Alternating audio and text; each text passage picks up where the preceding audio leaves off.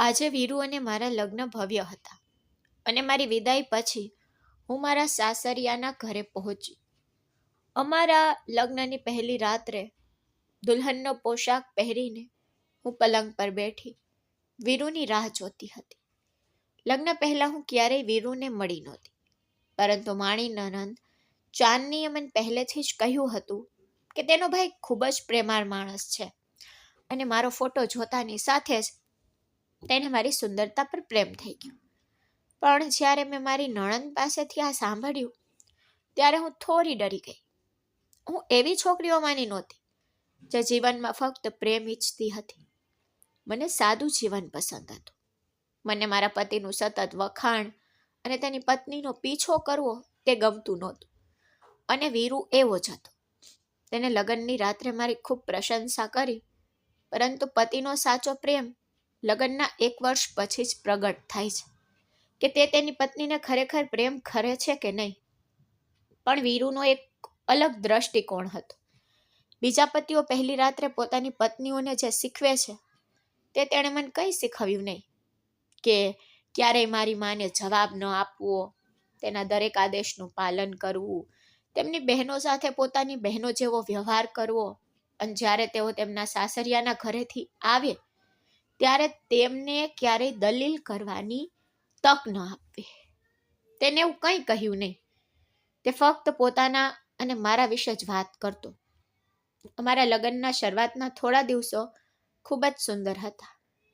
વીરુ ખરેખર Singapore honeymoon પર જવા માંગતો હતો, કારણ કે તે તેની પત્ની સાથે જીવનનો આનંદ માણવા માંગતો. મને મુસાફરી પણ ખૂબ ગમતી, પરંતુ તે જ સમયે મારા સસરાની તબિયત અચાનક બગડી ગઈ અને મારા સાસુએ અમને જવા દીધા નહીં. તેણીએ કહ્યું કે લગ્નમાં ખૂબ ખર્ચો થયો છે અને હવે તેમની હોસ્પિટલમાં સારવાર માટે પણ પૈસા ખર્ચ થશે, તો તમારે 3 મહિના પછી તમારા હનીમૂન પર જવું જોઈએ. સાચું કહું તો આ બાબતોએ મને ખરાબ મૂડમાં મૂકવી જોઈતી હતી, પરંતુ હું ઘરની પરિસ્થિતિ સમજી ગઈ. તેના બદલે વીરુનો મૂડ ખરાબ થઈ ગયો. તેને ચીડથી કહ્યું, આ શું છે? બધા લગ્ન પછી તરત જ હનીમૂન પર જાય છે? કોણ 3 મહિના પછી જાય છે? મેં તેને પ્રેમથી સમજાવ્યું, વીરુ, કોઈ વાંધો નથી. પપ્પાની તબિયત હમણાં સારી નથી. થોડા દિવસોમાં તે સ્વસ્થ થઈ જશે, પછી આપણે હનીમૂન પર જઈશું. મારી વાતથી તે હંમેશા સહેમત થઈ જતો. તેથી જ મેં કહ્યું કે તરત જ તે હસીને માની ગયો. મને પણ આ બધું ગમ્યું. પણ પછી 3 મહિના પછી જ્યારે મારા સસરા થોડા સારા થયા અને ઘરમાં આર્થિક તંગી ઓછી થઈ, ત્યારે સિંગાપુર જવાનો અમારો પ્લાન ફાઇનલ થયો. પણ તે જ સમયે મારી તબિયત અચાનક બગડી ગઈ. મને સતત ચક્કર આવતા, ઉલટીઓ બંધ થતી નહોતી. પણ વીરુને મારી સ્થિતિ સૌથી વધુ ચીડ કરતી. પછી મારી સાસુ મને ડૉક્ટર પાસે લઈ ગઈ. તપાસ પછી ડૉક્ટરના સમાચાર મારા માટે ખરેખર હૃદયસ્પર્શી હતા. હું લગ્નના 3 મહિના પછી જ ગર્ભવતી હતી, પરંતુ ડૉક્ટરે એમ પણ કહ્યું કે મારે આ સ્થિતિમાં વધુ મુસાફરી ન કરવી જોઈએ. આમ કરવાથી મને કે બાળકને જોખમ થઈ શકે છે. તેમણે સમજાવ્યું કે આ મારી પહેલી ગર્ભાવસ્થા હતી, તેથી ખૂબ કાળજી રાખવી જરૂરી હતી. જો પહેલી વાર કોઈ ગૂંચવણ થાય તો તે હંમેશા માટે ગૂંચવણ તરફ દોરી જશે. ડૉક્ટરના શબ્દો સાંભળીને મને ખૂબ ડર લાગ્યો. તેથી મેં ઘરમાં બધાને સ્પષ્ટપણે કહી દીધું કે હું ક્યાંય બહાર નહીં જાઉં. મારા સાસરિયાઓને પણ એવું જ લાગ્યું. પરંતુ જ્યારે વીરુને આ સમાચાર મળ્યા ત્યારે તેને ઘરમાં હંગામો મચાવી દીધો. તેને કહ્યું, આ બધું આટલી ઝડપથી કેવી રીતે થઈ શકે? આ સાંભળીને મારા શ્વાસ લગભગ બંધ થઈ ગયા. તે એક શબ્દથી તેણે સ્પષ્ટપણે મને ચારિત્રહીન ગણાવી દીધી. પરંતુ તેના પછીના શબ્દોથી મને થોડી રાહત થઈ. તેને કહ્યું, કેટલાક લોકો લગ્નના 2 કે 3 વર્ષ પછી બાળક કરે છે, અને અહીં આપણે આટલી જલ્દી બાળકનું આયોજન કરી રહ્યા છીએ. શું આ થોડા મહિના પછી ન થઈ શક્યું હોત? મેં જવાબ આપ્યો, વીરુ, શું મારી ભૂલ છે? તો તેને કહ્યું, જુઓ હેમા, આમાં કોઈ મોટો સોદો કરવાની જરૂર નથી. ચાલો ગર્ભપાત કરાવી લઈએ. બાળકનું શું? આપણે થોડા મહિનામાં એક કરી શકીએ છીએ. પણ મેં સ્પષ્ટપણે ના પાડી. ના વીરુ, આ એક પાપ છે અને કોઈ પણ સંજોગોમાં હું મારા ગર્ભમાં ઉછરેલા નિર્દોષ જીવને મારીશ નહીં.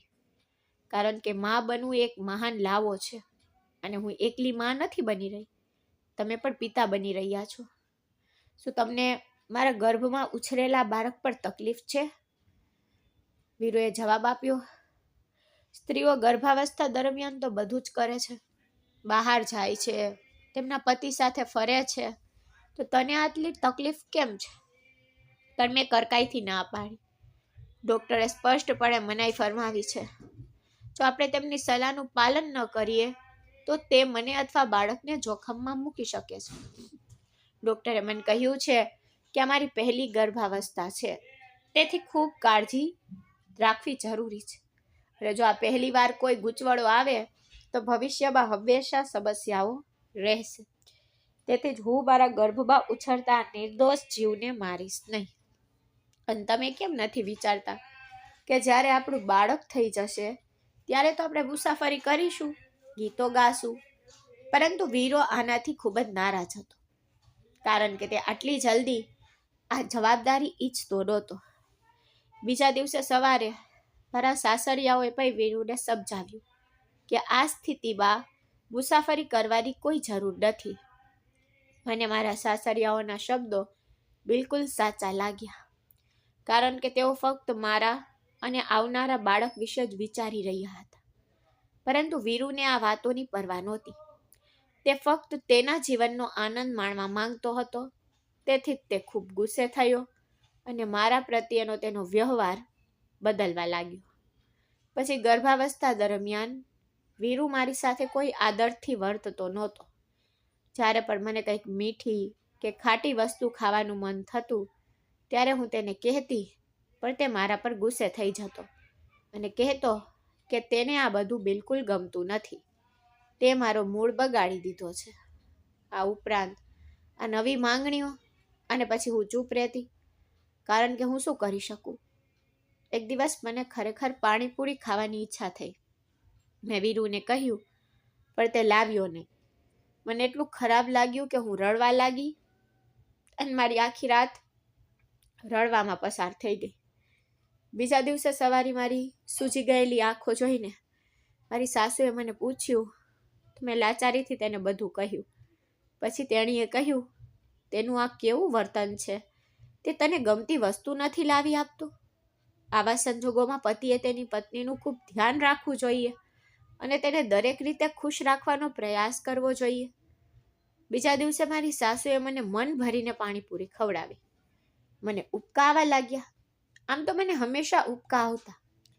રાત્રે જ્યારે પણ વીરુ નજીક આવતો ત્યારે મને ખરેખર ઉલટી થતી.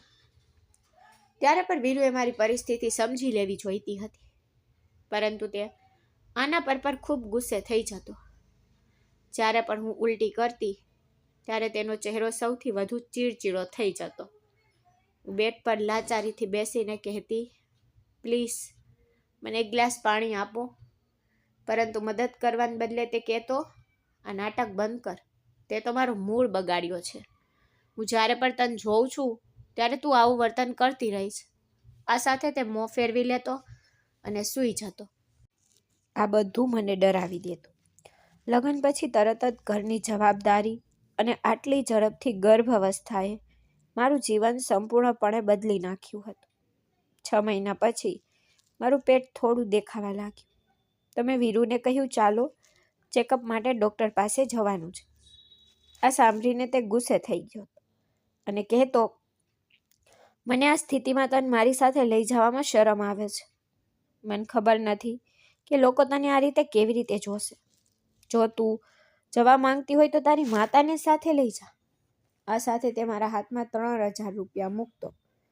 જ્યારે મેં વીરુને સમજાવવાનો ખૂબ પ્રયાસ કર્યો કે મારી ભૂલ શું છે, તમે મારી સાથે આવું કેમ કરી રહ્યા છો, પણ તેને સમજવાનો ઇનકાર કર્યો.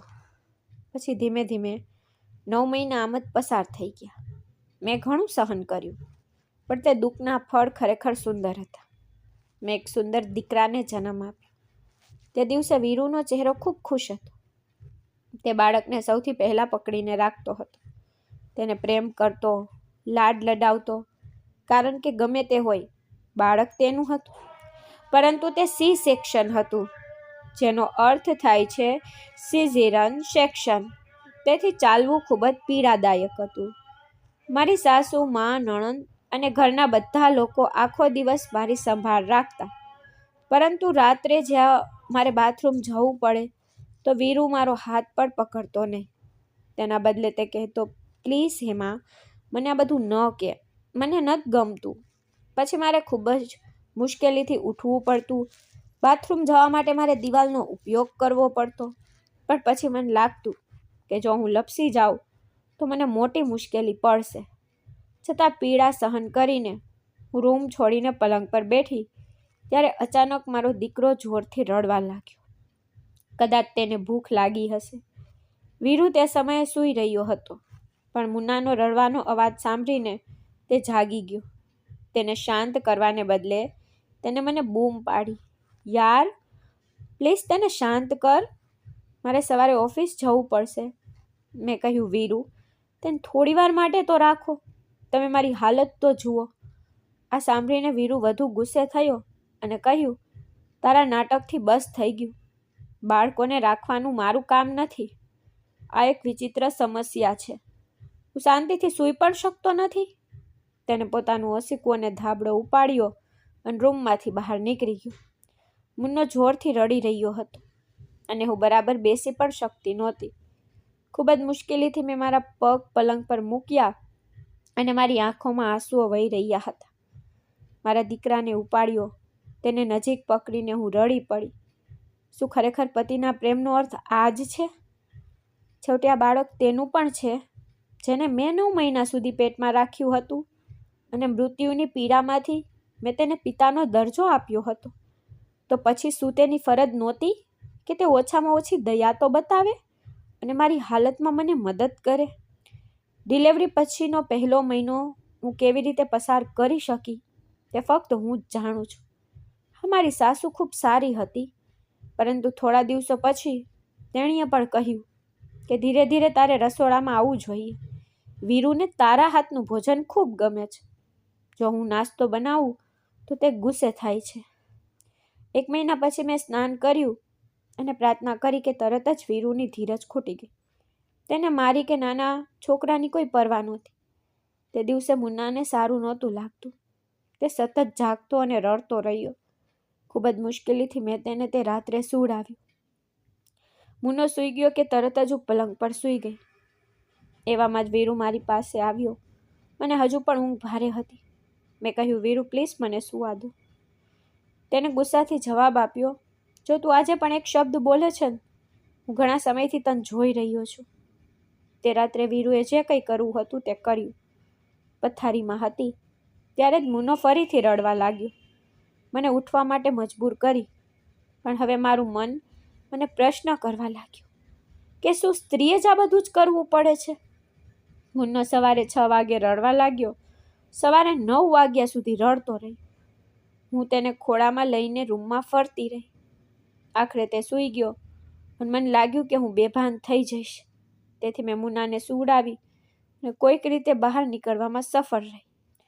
કારણ કે મારી સાસુએ મને આગલી રાત્રે કહ્યું હતું કે હું કાલથી ઘર સંભાળીશ.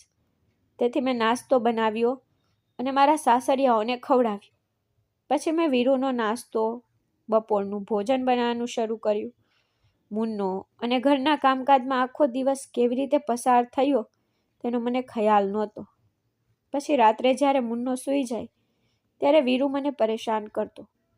મેં તેને વારંવાર કહ્યું, વીરુ મારું ઓપરેશન થયું છે, પ્લીઝ મારી સંભાળ રાખો. પણ કદાચ વીરુ એવો વ્યક્તિ હતો જેને આ બધાની પરવા નહોતી. આ રીતે મેં રાત દિવસ મારી બધી જવાબદારીઓ સંભાળી. હું જવાબદારીઓથી થાકી ગઈ હતી.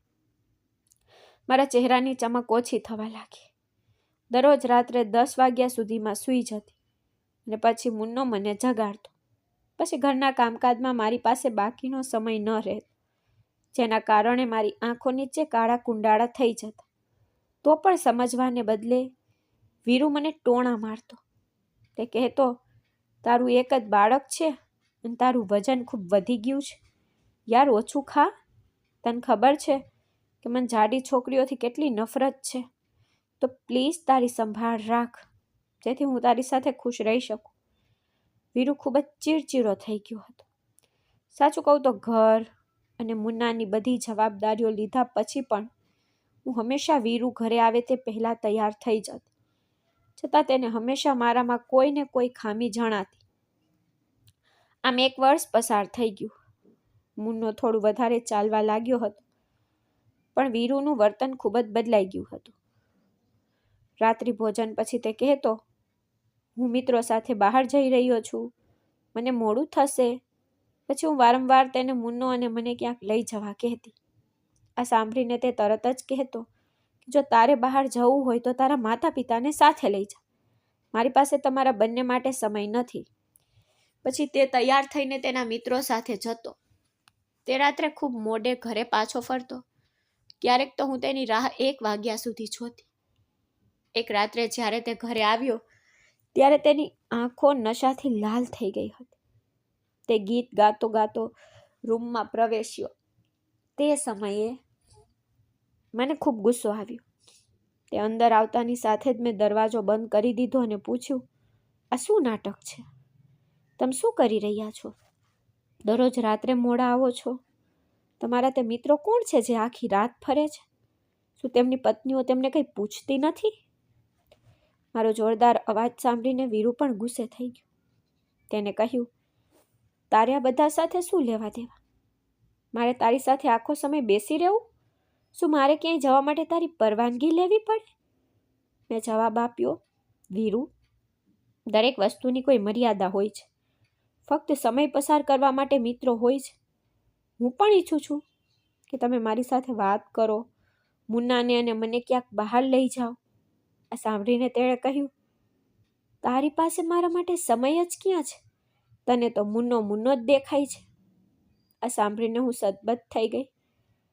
પછી મેં કહ્યું, વીરુ, તમે તમારા પોતાના બાળકને દોષ આપી રહ્યા છો. તેને બૂમ પાડી, ચૂપ રહે હેમાં. હું મારા પોતાના બાળકને કેમ કહીશ? મારો કામનો બોજ વધી ગયો છે. જ્યારે હું કામ પરથી થાકીને ઘરે આવું છું ત્યારે હું થોડો આરામ કરવા માંગુ છું. તેથી જ હું મારા મિત્રો સાથે બહાર જાઉં છું. હવે તું આ સહન પણ કરી શકતી નથી? આ કહીને તેણે કપડાં બદલ્યા અને સૂઈ ગયો. બીજા દિવસે સવારે જ્યારે હું તેના કપડાં ધોઈ રહી હતી ત્યારે મેં તેના શર્ટની પાછળ લિપસ્ટિકનો ડાઘ સ્પષ્ટપણે જોયા. લિપસ્ટિકના નિશાન જોઈને હું ગભરાઈ ગઈ. તેથી મેં શર્ટ એવો જ છોડી દીધો. બાકીના દિવસ મારા મનમાં ગુસ્સો છવાઈ ગયો. પછી મને વિચાર આવવા લાગ્યો કે વીરુ તેના રૂમમાં એકલો કેમ બેઠો રહે છે, હસતો રહે છે, કલાકો સુધી ફોન પર વાતો કરતો રહે છે. હું મુન્નાને સુડાવા રૂમમાં આવતાની સાથે જ તે તરત જ ફોન કાપી નાખતો અને કહેતો કે આપણે પછી વાત કરીશું. પણ જ્યારે મેં પૂછ્યું કે કોનો ફોન છે તો તે ગભરાઈ જતો અને કહેતો કે મિત્રનો ફોન છે. પછી તરત જ તે વિષય બદલી નાખતો.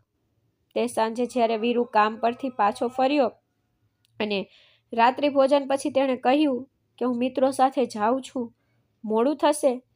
મેં જવાબ આપ્યો, તમે આજે ક્યાંય જવાના નથી. તેણે ફરફરાટથી કહ્યું, તારું આ નાટક શરૂ થઈ ગયું? આ સાંભળીને મેં કબાટમાંથી એ જ શર્ટ કાઢ્યો અને તેના ચહેરા પર જોરથી ફેંક્યો. તેને ગુસ્સાથી કહ્યું, આ શું વર્તન છે? મેં તેનો શર્ટ પકડીને તેને લિપસ્ટિકનો ડાઘ બતાવ્યો. તેને નિશાન જોતા જ તેનો ચહેરો ફીકો પડી ગયો. મેં કહ્યું, તો આ તે મિત્ર છે જેને તમે રોજ મળવા જાઓ છો? હવે મને સાચો કહો વીરુ, તે છોકરી કોણ છે? તે મારી નજર ટાળી ગયો. પછી મેં મારો અવાજ ઊંચો કર્યો. હું પૂછું છું વીરુ, તે છોકરી કોણ છે જે તમારી આટલી નજીક છે? મારી આંખોમાં આંસુ આવી ગયા. પછી રડતા રડતા મેં કહ્યું, વીરુ, મારા પ્રેમમાં શું ખામી હતી કે તમે મને આટલી સખ્ત સજા આપી? તે હસ્યો અને કહ્યું, પ્રેમ? ઓહ, તને મારા માટે કેવો પ્રેમ? લગ્નના 3 મહિના પછી તને બાળક થવાની ઉતાવળ હતી. છતાં મેં તને કહ્યું કે હું જીવનનો આનંદ માણવા માંગુ છું. તો ચાલો શાંતિથી ગર્ભપાત કરાવીએ, કોઈને ખબર ન પડે. બાળક શું છે? 5 કે 6 મહિનામાં બીજું બાળક થઈ જશે. પણ તે મારી વાત સાંભળીને તે ક્ષણે તારી માતૃત્વ વૃત્તિ જાગૃત થઈ ગઈ હતી. બાળકને મારી નાખવું એ પાપ જેવું લાગતું હતું. સાચું ને હેમા? જો તું મને ખરેખર પ્રેમ કરતી હોત તો તે મારી વાત સાંભળી હોત. તે મારું પણ બાળક હતું. આપણે બીજું બાળક કરી શક્યા હોત. પણ તું મારી પત્ની બનવા કરતા માં બનવા માટે વધુ ઉત્સુક હતી. આટલું કહીને તેને મારો હાથ પકડ્યો. પછી તે મને અરીસા પાસે લઈ ગયો અને કહ્યું, તારી જાતને જો. તારા કપડામાંથી પરફ્યુમને બદલે ડુંગળી અને લસણની ગંધ આવે છે. છતાં જ્યારે હું રાત્રે તારી નજીક આવું છું ત્યારે તને ડર લાગે છે મુન્નો જાગી જશે. પછી તમે સવારે વહેલા ઉઠીને મમ્મી પપ્પાને નાસ્તો આપવાની ચિંતા કરો છો. તને બધાની ચિંતા છે હેમા, મારી નહીં. અને જો હું આજે થોડો સમય બહાર કાઢું તો તું મને પ્રશ્ન પૂછે છે. જે મેં સાંભળ્યું તે સાંભળીને હું સદબદ થઈ ગઈ. પછી મેં કહ્યું, વીરુ, આ ઘર કોનું છે? અને હું કોના ઘરમાં કામ કરું છું? અને હું કોના માતા પિતાને નાસ્તો આપવાની ચિંતા કરું છું? અને મેં કોના બાળકને જન્મ આપ્યો છે અને આ સ્થિતિમાં ઉછેર્યો છે? હું રડી પડી. પછી તેનો કોલર પકડીને તેને જોરથી હલાવતા મેં કહ્યું, આ ઘરમાં મારી શું કિંમત છે? શું હું તમારી નોકરાણી છું કે તમારા માતા પિતાની કે તમારી બહેનોની? જ્યારે તે આવે ત્યારે હું આખું ટેબલ ગોઠવીને રાખું? અને શું મુન્નો ફક્ત મારો દીકરો છે? તમારે તેની સાથે કોઈ લેવા દેવા નથી? હું તમારી પત્ની છું. હું તમારું ઘર સંભાળું છું. હું તમારા બાળકની સંભાળ રાખું છું. અને તમે જે મારી બિલકુલ પરવા નથી કરતા. પણ વીરુ, હું એવી સ્ત્રીઓમાંથી નથી જે પોતાના પતિની ક્રૂરતા સાથે સમાધાન કરે અને જીવનનો બોજ વહન કરે. આ સાંભળીને તેણે મારા હાથમાંથી પોતાનો કોલર છોડાવ્યો અને પાછળ ધકેલી દીધી અને કહ્યું, તો ઠીક છે, બહાર નીકળ. જો તમે તમારી રીતે રહેવા માંગતા હો મારા ઘરમાંથી નીકળી જાઓ. નહીતર જો તમે અહીં રહેવા માંગતા હો તો તારે આ જુલ્મ સાથે જીવવું પડશે. કારણ કે હું કાવ્યાને ક્યારેય છોડી શકતો નથી. હું સદબદ થઈ ગઈ. મેં કહ્યું, ઠીક છે. પછી મેં કબાટમાંથી મારા કપડાં કાઢ્યા અને મારી બેગમાં પેક કરવા લાગી. આ જોઈને વીરુ ગુસ્સાથી મારી તરફ આવ્યો. તેને મારો હાથ પકડીને કહ્યું, હેમા, ઘરની બહાર નીકળતા પહેલા કાળજીપૂર્વક વિચાર કર. કારણ કે જો તું જતી રહીશ તો કાવ્યા તારી જગ્યા લેશે અને હું તેની સાથે લગ્ન કરીશ. આટલું કહીને તે રૂમમાંથી બહાર નીકળી ગયો. આ સાંભળીને મારો શ્વાસ થંભી ગયો. અમારા જોરદાર અવાજોથી મુન્નો જાગી ગયો અને તે રડવા લાગ્યો. પણ મેં તેને શાંત ન કર્યું. હું પોતે રડી પડી.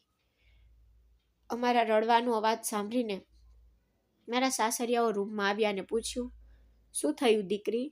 તું કેમ રડી રહી છે? મુન્ના તરફ જો, તેને શું થયું? તું તેને કેમ નથી પકડી રાખતી? હું રડી પડી. આ સાંભળીને મારી સાસુએ પૂછ્યું, વીરુએ શું કર્યું? મેં જવાબ આપ્યો, હું અહીં છું ત્યારે તે બીજી સ્ત્રીઓ પાસે જાય છે. આ સાંભળીને મારા સાસુ સસરા ગુસ્સે થયા. તેઓએ તરત જ વીરુને ફોન કરીને તેને ઘરે બોલાવી લીધો. ત્યાર સુધીમાં મારા સાસુ અને સસરા મને સમજી ગયા હતા. પણ વીરુ એટલો બેશરમ હતો કે તેને મને કહ્યું, હેમા, તે બધાને કહીને યોગ્ય કામ નથી કર્યું. આ વાત આપણી વચ્ચે જ રહી જવી જોઈતી હતી. જો તું ચૂપ રહી હોત તો સારું થાત. પછી ગુસ્સામાં તેને મને છૂટાછેડા આપવાની વાત શરૂ કરી અને કહ્યું, મમ્મી, મેં તેને છૂટાછેડા આપવાનું નક્કી કર્યું છે. આ સાંભળીને મારા સસરાએ વીરુને જોરદાર થપ્પડ મારી અને કહ્યું, આ શું હરકત છે? કોઈ નાની વાત પર પણ તેની પત્નીને છૂટાછેડા આપી દે છે.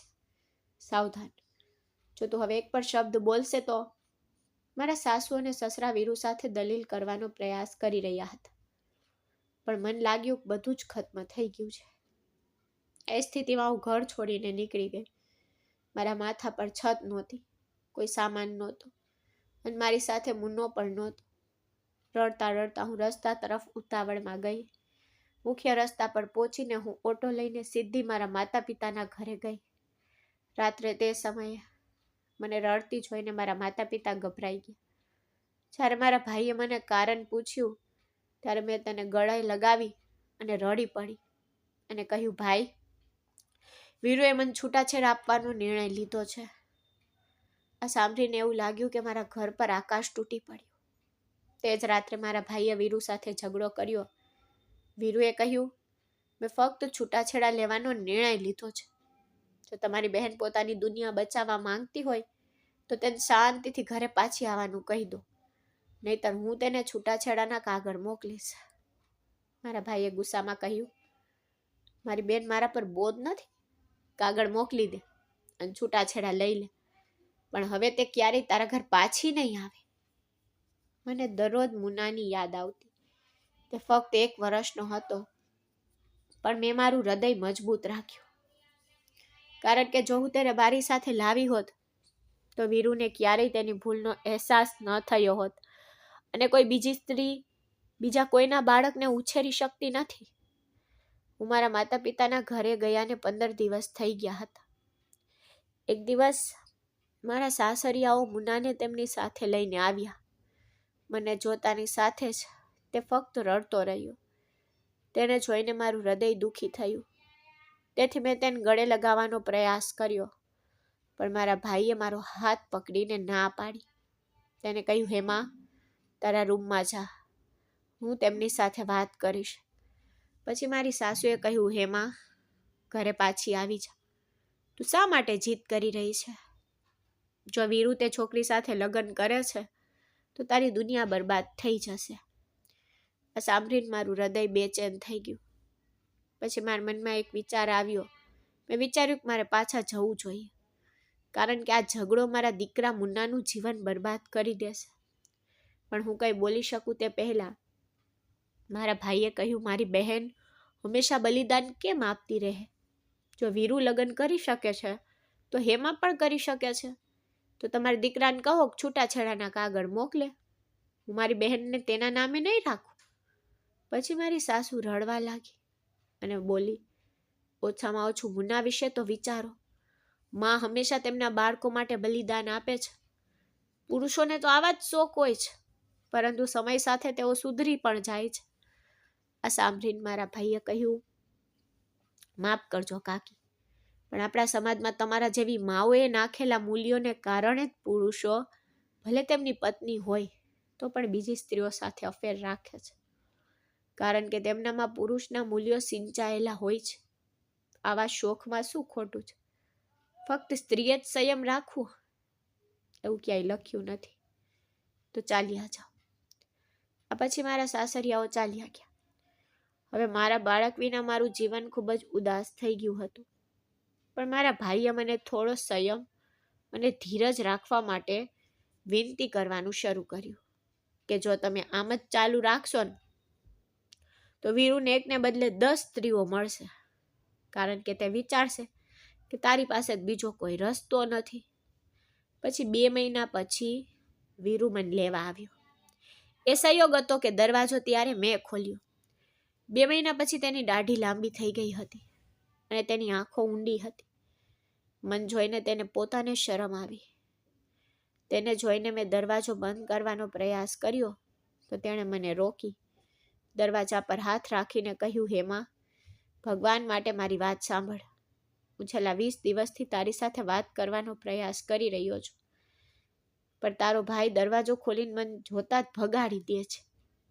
હેમા, મારે હમણાં જ તારી સાથે વાત કરવાની જરૂર છે. તેને કહ્યું. દરવાજો ખોલીને ઘરમાં પ્રવેશ કર્યો. અવાજ સાંભળીને મારો ભાઈ અને મારા માતા પિતા તેમના રૂમમાંથી બહાર આવ્યા. વીરુને જોઈને મારો ભાઈ ગુસ્સે થઈ ગયો અને પૂછ્યું, તું અહીં શું કરી રહ્યો છે? વીરુએ જવાબ આપ્યો, હું મારી પત્નીને લેવા આવ્યો છું.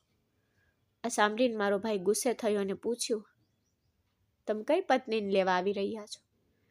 જેને તે છૂટાછેડા આપવાનું નક્કી કર્યું હતું અને ઘરમાં જ કાઢી મૂકી. વીરુએ જવાબ આપ્યો, મેં હમણાં જ નિર્ણય લીધો છે અને તેના માટે મારી પાસે કેટલાક કારણો છે. મારે હેમા સાથે વાત કરવાની જરૂર છે અને હું જ્યાં સુધી હું વાત નહીં કરું ત્યાં સુધી હું જઈશ નહીં. એટલામાં જ મારા ભાઈએ મને કહ્યું કે હેમા તારા રૂમમાં જા. હું અંદર જવા જતી હતી કે વીરુના આગામી શબ્દોએ મને રોકી દીધી. તેને કહ્યું, હેમા, મુન્નો ખૂબ બીમાર છે, તેને હોસ્પિટલમાં દાખલ કરવામાં આવ્યો છે. મારું બાળક મળી જશે. ભગવાન માટે મારી સાથે આવ. આ સાંભળીને હું પીડાથી બૂમ પાડી. પછી મેં પૂછ્યું, મારા દીકરાને શું થયું? વીરુની આંખો આંસુઓથી છલકાઈ રહી હતી. તેને કહ્યું, તું ગઈ ત્યારથી તેનો તાવ ઓછો થયો નથી. તે ખૂબ જ નબળો પડી ગયો છે.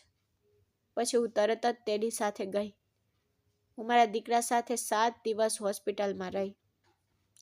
મને જોતા જ તેનો ચહેરો સ્મિતથી ચમકી ગયો. તેની તબિયતમાં ઘણો સુધારો થયો હતો એટલે તેને હોસ્પિટલમાંથી રજા આપવામાં આવી હતી.